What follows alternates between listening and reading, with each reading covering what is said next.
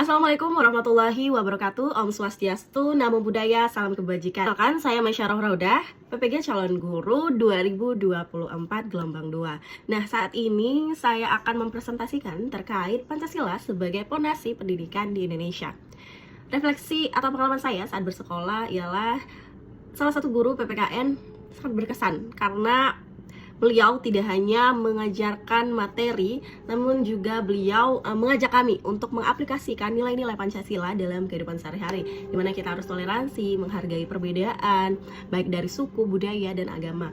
Nah, saat berkuliah, saya mengikuti pertukaran mahasiswa di Universitas Muhammadiyah Semarang. Di situ saya belajar banyak sekali terkait perbedaan budaya dan agama, di mana memang di sana kami harus membiasakan diri untuk saling bertoleransi dan memahami satu sama lain. Pengalaman saya ketika menjalani pendidikan profesi guru ialah saya diberikan kesempatan untuk mendalami lebih lanjut filosofi pendidikan yang berlandaskan Pancasila. Salah satu mata kuliah yang sangat membantu karena kami diajarkan tentang sejarah pendidikan di Indonesia dan bagaimana Pancasila menjadi fondasi yang mengarahkan setiap aspek pendidikan. Kami juga belajar pentingnya pendidikan karakter yang tidak hanya mengajar prestasi akademis tapi juga membentuk moral dan etika siswa.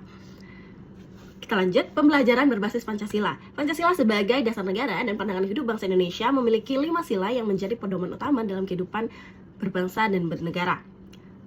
Kelima sila ini juga harus tercermin dalam setiap aspek pendidikan, mulai dari kurikulum, metode pembelajaran, hingga interaksi antara guru dan siswa. Nah, seperti sila yang pertama, ketuhanan yang Maha Esa, yang berarti kita bisa mengambil contoh seperti misalnya saat bersekolah, saya merasakan pentingnya pendidikan agama dan moral dalam membentuk karakter siswa, di mana itu merupakan pokok utama yang harus diajarkan dari kita, dari guru kepada siswa nantinya. Lalu sila kedua, kemanusiaan yang adil dan beradab. Nah, di sini kita akan belajar dan mempraktikkan terkait keadilan yang sesungguhnya, di mana yang salah memang harus disalahkan dan yang benar memang harus kita junjung. Dan hal ini sesuai dengan nilai kemanusiaan yang adil dan beradab, yang menghargai setiap individu sebagai makhluk Tuhan yang unik. Lalu sila ketiga, persatuan Indonesia.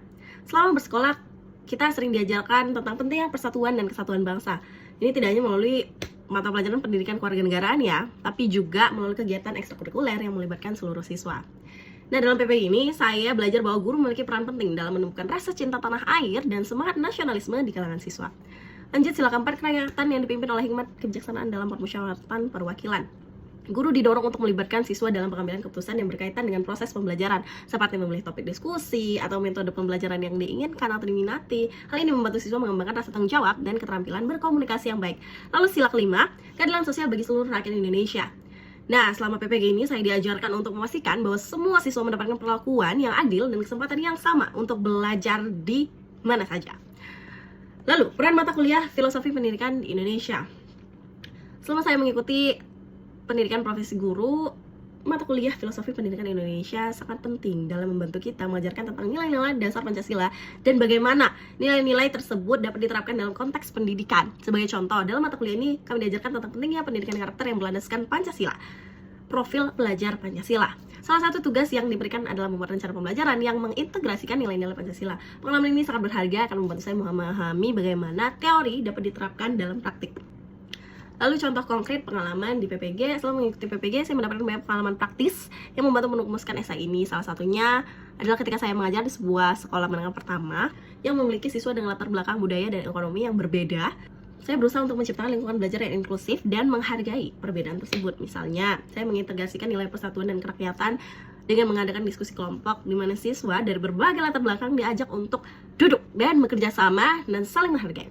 Selain itu, saya juga menerapkan nilai keadilan sosial dan memberikan perhatian khusus kepada siswa yang memiliki kesulitan belajar. Nah, kesimpulan yang dapat kita ambil ialah pembelajaran yang sesuai dengan dasar-dasar Pancasila sebagai fondasi pendidikan di Indonesia bukan hanya tentang mencapai tujuan akademis, tetapi juga membentuk karakter siswa yang berlandaskan nilai-nilai luhur Pancasila sesuai dengan profil pelajar Pancasila.